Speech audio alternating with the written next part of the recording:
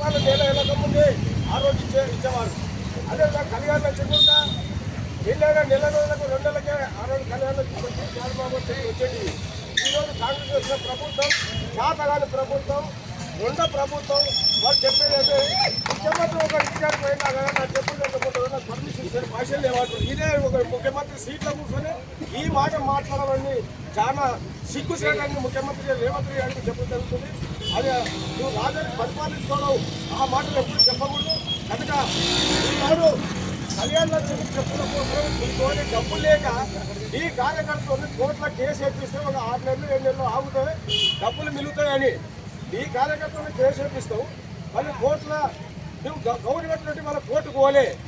అందుకోసం నీవు ఈ బూటకాలను చేస్తున్నటువంటి నాటకాలు బూటకాలు నీ మాటలు ఇంకా చెల్లవు. నీకు 25 నెలలు మాత్రమే నీ పరిపాలన ఉంది.